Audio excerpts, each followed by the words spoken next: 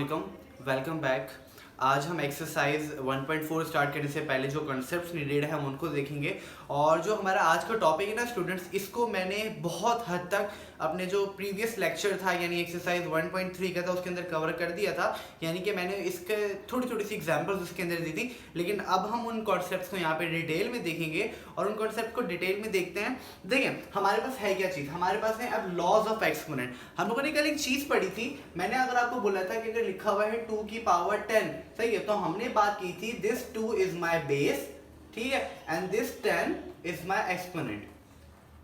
हमने ये बात की थी, ठीक है। अब हम क्या करेंगे, अब हम इसी एक्सपोनेंट, ये जो पावर होती है एक्सपोनेंट को मैं और क्या कह सकता हूं, पावर। अब मैं आज इसके रूल्स देखने लगा हूं कि मैं इसके ऊपर कितने रूल्स अप्लाई कर सकता हूं, ठीक है। तो अब हम अपनी एक्चुअल प्रॉपर्टीज को शुरू करते हैं, अपना एक्चुअल लेक्चर शुरू करते हैं। देखिए बच्चों, पहली प्रॉपर्टी क्या है, laws of product of power. मतलब इसमें क्या है कि जब भी आपके पास ऐसा केस हो कि आपके पास दोनों एक्स की बेस सेम हो, देखिए इसकी भी बेस ए है, इसकी भी बेस ए है, तो मतलब बेस सेम है, एंड पावर आपके पास कुछ दोनों की हो और बीच में मल्टीप्लाई का साइन हो, तो आप क्या करते हैं, पावर बेस को एक दफा लिखते हैं एंड जो दो पावर्स होती हैं सिर्फ यहाँ पे मल्टीप्लाई होते हैं तो हम इसको प्लस में चेंज करते हैं, यानी basis same power add. Simple सा रूल है, बेसिस सेम पावर ऐड, ठीक है, बेसिस सेम पावर ऐड, ठीक है।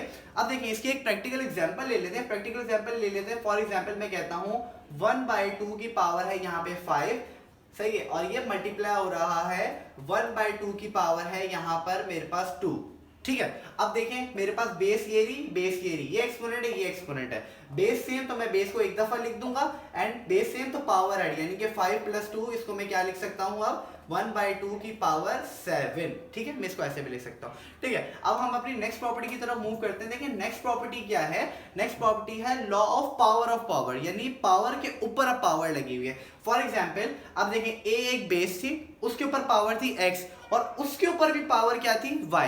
इसका एक और एग्जांपल क्या, इसकी फिर हम क्या करेंगे, मैंने आपको प्रीवियस लेक्चर में बताया था कि ब्रैकेट का मतलब क्या होता है, मल्टीप्लाई। तो मैं सिंपल क्या करूंगा, इन दोनों पावर्स को आपस में मल्टीप्लाई कर दूंगा, ठीक है। इसकी फटाफट से एक एग्जांपल देख लेता हूं मैं इसकी एग्जांपल यहाँ पर लिख रहा हूं, मैं 1/2 को ही लेके चलता हूं। मैं कहता हूं 1/2 की पावर थी यहाँ पर 3, ठीक है, और ऊपर पावर थी 4। तो मैं क्या करूंगा, मुझे पता है ये रही मेरी बेस, इसके ऊपर ये एक एक्सपोनेंट और इसके ऊपर भी एक और एक्सपोनेंट है, तो मैं क्या करूंगा, मैं बेस को एक दफा लिखा मैंने अपना, सिर्फ एक ही दफा थी, एंड इन दोनों पावर्स को मैंने आपस में मल्टीप्लाई करवा दिया इस केस में, ठीक है। अब देखें 1/2 की पावर मेरे पास कितनी हो जाएगी, यहाँ पे 12, ठीक है, ये होगा इसकी एग्जांपल। अब नेक्स्ट क्वेश्चन की तरफ, नेक्स्ट प्रॉपर्टी की तरफ मूव करते हैं। अच्छा, आपको ना नेम याद रखने की जरूरत नहीं है, बस आपको पता होना चाहिए अगर पावर के ऊपर पावर है तो आप क्या करेंगे कि उसको मल्टीप्लाई करा देंगे, अगर दो बेसिस सेम है तो पावर को ऐड करा देंगे, आपको ऐसे पता चाहिए, नेम याद करने की आपको जरूरत नहीं है, ठीक है। अब कहते हैं law of power of a product, मतलब क्या है कि दो डिफरेंट नंबर है, आप देखें एक है नंबर ए, कोई भी नंबर हो सकता है, एक दूसरा नंबर है बी, कोई भी नंबर हो सकता है, दोनों आपस में मल्टीप्लाई हो रहे हैं और उनकी पावर सेम है, n है, यानी कि होल पावर लगी हुई है। तो आप इसको कैसे लिख सकते हैं, a की पावर n एंड b की पावर n, ठीक है। अच्छा, यहां पर एक मुझे बड़ा एक इंपॉर्टेंट कॉन्सेप्ट याद आया, मैं इसके पहले आपको एग्जांपल देता हूं, ठीक है। मैं आपको यहाँ पे एग्जांपल देता हूं। फॉर एग्जांपल अब मेरे पास यहाँ पर एक नंबर लिखा हुआ है 2 × 4, ठीक है, और इसकी पावर क्या लिखी हुई है यहाँ पर, फॉर एग्जांपल मैं यहाँ पे सपोज कर रहा हूँ पावर 3 लिखी हुई है, ठीक है। तो अब मैं इसको कैसे लिख सकता हूँ, मैं इसको पावर इसके ऊपर भी और पावर इसके ऊपर भी, देखें मैंने n की पावर इसके ऊपर भी अलग करके लगा दी एंड b के ऊपर भी अलग करके लगा दी, तो मैं 2 की पावर 3 × 4 की पावर 3 इसको ऐसे भी लिख सकता हूँ, ये मतलब था। अच्छा स्टूडेंट, यहाँ पे ना काफी सारे बच्चे ना कंफ्यूज हो जाते हैं इस मल्टीप्लाई के साइन से, सही है। अगर ये यहाँ पर फॉर एग्जाम्पल मैं यहाँ पे एक क्वेश्चन ले रहा हूँ, अगर यहाँ पे ऐसे लिखा हुआ है x + y का होल स्क्वायर, ठीक है, तो और एक केस ये है x × y का होल स्क्वायर। देखें आप मल्टीप्लाई वाले केस के अंदर तो ये वाला काम कर सकते हैं कि आप दोनों के ऊपर पावर डाल दें, जैसे x² × y², ये बिल्कुल ठीक है क्योंकि ये हमारे पास प्रॉपर्टी है। लेकिन अगर बीच में प्लस का साइन है या माइनस का साइन है, कुछ भी साइन है, तो आप ये वाला काम नहीं कर सकते, यानी आप x² प्लस माइनस कुछ भी, अगर प्लस है तो प्लस, माइनस है तो माइनस। आप ये काम नहीं कर सकते, क्यों? क्योंकि इसके ऊपर हम लगाते हैं पूरा, इसको एक्सपेंड करते हैं, इसका एक फॉर्मूला होता है, और वो फॉर्मूला कैसे आता है, वो फॉर्मूला हमारे पास बायनॉमियल थ्योरम के एक्सपेंशन से आता है, वो हमारा टॉपिक नहीं है। लेकिन समझने की चीज ये है कि अगर मेरे पास प्लस या माइनस होगा तो ये वाली प्रॉपर्टी होल्ड नहीं करेगी, ये प्रॉपर्टी सिर्फ मल्टीप्लाई के लिए होल्ड करती है, ठीक है। तो अगर मैं आपको बताऊं इसका फॉर्मूला क्या होता है, अक्सर बच्चों को तो आप में से पता ही होगा, कोस स्क्वायर का x square plus 2xy plus y square. ये आपका काम नहीं है अभी खैर फिलहाल, ठीक है, हम आगे इसको देखेंगे इंशाल्लाह, यानी कि इस 9th क्लास के कोर्स के अंदर इंशाल्लाह इस फॉर्मूले को भी हमें एनकाउंटर करना है। अब कहते हैं laws of power of a quotient, सही है। जैसे अगर दो नंबर मल्टीप्लाई हो रहे थे, उनके ऊपर होल पावर थी, मैंने दोनों को अलग अलग दे दी थी, सेम काम मैं डिवीजन के लिए भी कर सकता हूं, सही है। लेकिन मैंने क्या बताया, मैं प्लस और माइनस के लिए काम नहीं कर सकता, तो मैं काम डिवीजन के लिए भी कर सकता हूं। जैसे ए और बी डिवाइड हो रहे हैं, कोई भी नंबर है, ठीक है, मैंने ए के ऊपर अलग पावर लगा दी, बी के ऊपर अलग पावर लगा दी। सिमिलरली अगर मैं यहाँ पे एक एग्जाम्पल ले लूँ आपके सामने, मैं लेता हूँ 2 डिवाइडेड बाई 3, सही है, और 2 डिवाइडेड बाई 3, और इसकी मैं होल पावर यहाँ पर रख लेता हूँ, लेट्स सपोज 4, ठीक है। तो मैं इसको इस तरह से लिख सकता हूँ कि 2 की पावर 4 एंड 3 की पावर 4, ठीक है। अच्छा, वही वाली चीज आ गई कि 2 माइनस 3 होता और पावर 4 होती तो मैं नहीं लगा सकता था इसके ऊपर कोई भी फॉर्मूला, यानी कि ये वाला रूल नहीं लगा सकता था, फॉर्मूला लगेगा इसके ऊपर, ठीक है। तो अब यहाँ पे आप लास्ट लॉ देखिए, लास्ट लॉ क्या है, law of quotient of the power, ठीक है। क्वोशिएंट ऑफ पावर मतलब क्या है कि अब आपके पास कुछ डिवाइड हो रहा होगा और अब दोनों के ऊपर अलग अलग है। हमने पहले क्या प्रॉपर्टी देखी थी, हमने ये वाली प्रॉपर्टी देखी ना, if a divided by b and whole power m है, तो मैं इसको a की पावर m एंड b की पावर m लिख सकता हूँ, ठीक है भाई। तो मैं इसी चीज को आगे सॉल्व करूंगा, यानी कि जो मेरे पास आंसर आया था ना, a की पावर m एंड b की पावर m, अगर आप कंफ्यूज हो रहे हैं m से, तो a की पावर n b की पावर n, हम अभी ये प्रॉपर्टी यहाँ पे नीचे लिखी हुई थी वो देख कर आए थे, ठीक है। तो इसी प्रॉपर्टी को थोड़ा सा आगे से सॉल्व करें तो आपके पास एक और न्यू प्रॉपर्टी बन जाती है, और इस प्रॉपर्टी के थोड़े 3 हिस्से हैं, सही है। लेकिन आपको तीनों हिस्से याद करने की जरूरत नहीं है, अगर मैं आपको एक चीज बताऊंगा, सिंपल सा कॉन्सेप्ट, उससे आप ये तीनों खुद ब खुद कर लेंगे। देखिए कैसे अब देखिए a की पावर m और a की पावर n, एक चीज याद रख लीजिए कि जो मैंने आपको चीज पहले बताई थी कि अगर a की पावर n है और वो मल्टीप्लाई हो रहा है a की पावर m, तो बताइए क्या होगा, बेसिस सेम है तो दोनों की पावर क्या हो जाएंगी, ऐड हो जाएंगी। ऐड क्यों हो जाएगी, क्यों? क्योंकि बीच में मल्टीप्लाई का साइन है। सेम चीज अब इसके साथ है, लेकिन साइन चेंज हो गया, क्यों? अब देखें, अब a की पावर m है और a की पावर n है, अब ये दोनों मल्टीप्लाई की जगह डिवाइड हो रहे हैं, सही है। तो यहाँ पर बेस अभी भी सेम है, तो मैं बेस को लिखूंगा एक दफा, ठीक है। और अब यहाँ पे आया था प्लस, अब यहाँ पर आ जाएगा माइनस, क्यों? क्योंकि हमारे पास जो है अब मेरे पास डिवीजन का साइन है, यानी कि डिवाइड हो रहे हैं, ठीक है। और इसका रूल क्या है, रूल ये है कि न्यूमरेटर की पावर हमेशा पहले आएगी, सही है। न्यूमरेटर की पावर हमेशा पहले आएगी, फिर डिनोमिनेटर की पावर आएगी, ठीक है। तो अब इसको एक दफा दोबारा से सुन लीजिए, मैं दोबारा से बता देता हूं। अगर मेरे पास ये वाला केस है a की पावर m एंड a की पावर n, तो मैं इसको इस तरह से लिख सकता हूं कि मेरे पास देखें बेसिस सेम है दोनों की बेसिस, तो मैं बेस को एक दफा लिखूं और सिर्फ ये डिवीजन का साइन है, ये साइन, तो मैं इसकी वजह से दोनों की पावर को आपस में नेगेटिव कर दूंगा, यानी माइनस कर दूंगा। लेकिन एक बात का ख्याल रखना है कि जो न्यूमिनेटर है उसकी पावर में से डिनोमिनेटर की पावर को आपने निकालना है, ठीक है। ऐसा नहीं हो सकता कि आप a की पावर n माइनस m कर दें, नहीं, दिस इज रॉन्ग, सही है। ये तरीका आपने करना है। अच्छा, अब आगे इसी प्रॉपर्टी को हम आगे देखते हैं। देखिए अब वो क्या कहते हैं, वो कहते हैं आपके पास एक ये केस है कि आपके पास a की पावर m है एंड a की पावर n है।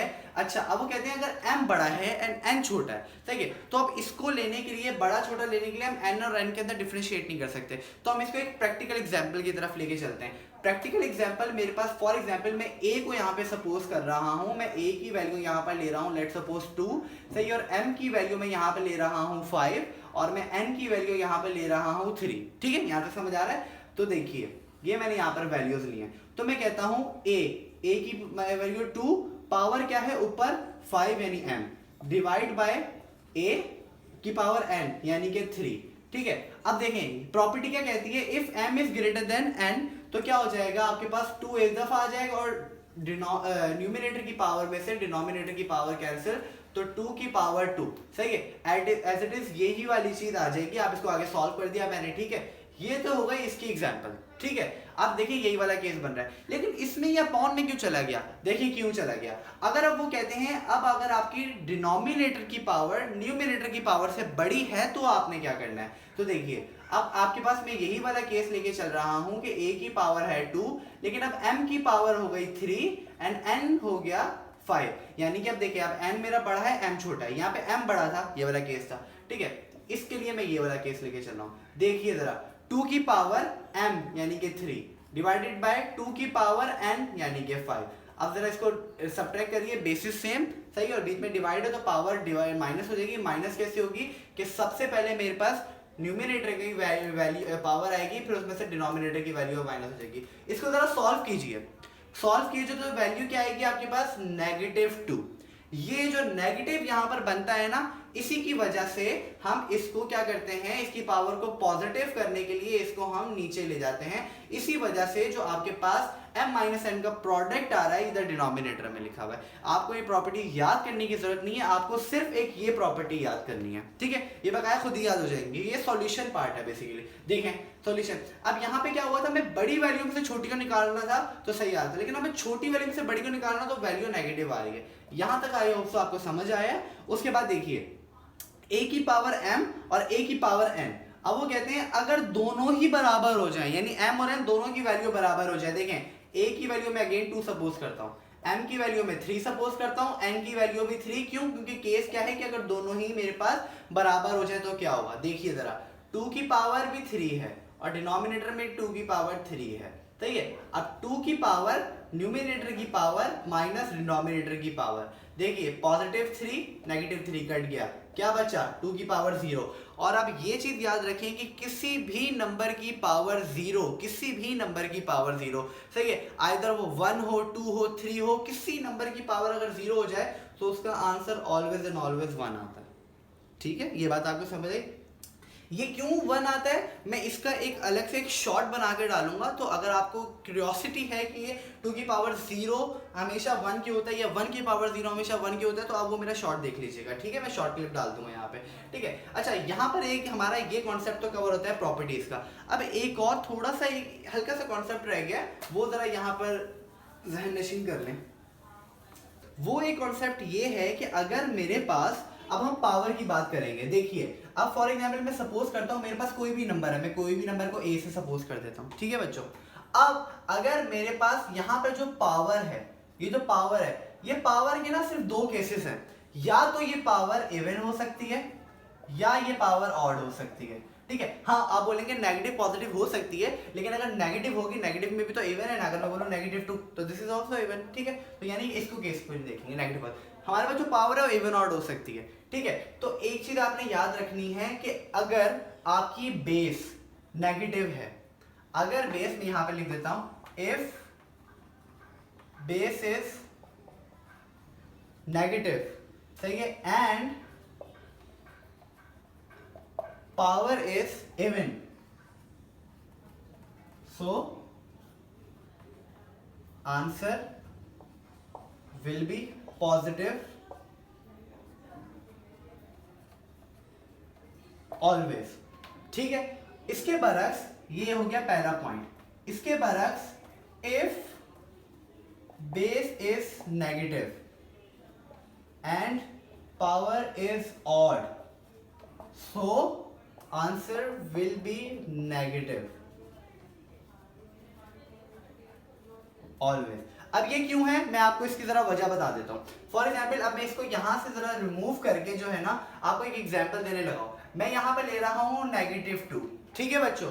मैंने इसकी पावर ले ली 2, क्या 2 इवन है ऑड है। देखें base is negative, base negative है, and power is even, yes power even है, ठीक है। तो आंसर विल बी पॉजिटिव। तो मैं इसको सॉल्व करके देख लेता हूं। देखिए -2 का मतलब क्या है कि ये -2 2 दफा लिखा हुआ होगा मल्टीप्लाई के अंदर, ठीक है। यही मतलब होता है ना मल्टीप्लाई का। अगर मैं आपको बोलूं कि 2 की पावर 2 का क्या मतलब है, तो आप बोलेंगे 2 मल्टीप्लाई बाय 2। अगर मैं बोलूं -2 की पावर 2 का मतलब क्या है, तो आप बोलेंगे -2 मल्टीप्लाई बाय -2, ठीक है। तो मैंने वही वाला काम तो यहाँ पे किया, -2 मल्टीप्लाई बाय -2। अगर यहाँ पे 3 होती तो मैं इसको एक और नेगेटिव ऐसे कर देता, -2, लेकिन ऐसा नहीं है, ये पावर 2 है। अब जरा आप इसको सॉल्व करिए, पॉजिटिव नेगेटिव नेगेटिव पॉजिटिव, 2 2 जा 4। आंसर क्या आया मेरे पास? पॉजिटिव। तो यानी कि ये प्रॉपर्टी मेरे पास बिल्कुल सही होगी। इफ बेस इज नेगेटिव, अगर मेरे पास बेस नेगेटिव है लेकिन पावर इज ऑड, यानी कि मैं पावर को क्या कर लेता हूँ, जरा यहाँ पे 3 कर लेता हूँ क्योंकि 3 इज ऑड नंबर, तो मेरे पास क्या होगा, आंसर विल बी नेगेटिव। जरा देखते हैं कैसे। अब देखें नेगेटिव टू के पास पावर 3 है, तो मतलब इसको मुझे 3 दफा मल्टीप्लाई कराना पड़ेगा। करवा दिया मैंने। अब देखिए जरा मैं इसको सॉल्व कर रहा हूँ। नेगेटिव नेगेटिव पॉजिटिव, 2 2 ज़ा 4, यहाँ तक तो सॉल्व हो गया। इसको मैं एज इट इज नीचे उतार लेता हूँ।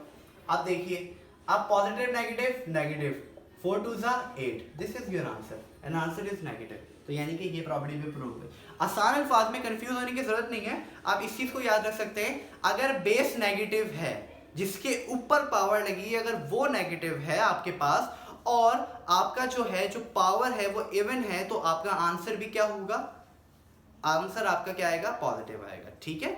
उसके बाद अगर आपकी जो बेस है वो नेगेटिव है, आपकी पावर ऑड है, तो आपका आंसर क्या आएगा, आंसर हमेशा हमेशा नेगेटिव आएगा। ठीक है। अच्छा, यहाँ तक था हमारा आज का लेक्चर। हम अगले लेक्चर के अंदर एक्सरसाइज 1.4 सॉल्व करेंगे। ठीक है। अच्छा, अगर आपको मेरी वीडियोस अच्छी लगती हैं तो please give it a thumbs up और subscribe my channel for my motivation. Thank you so much.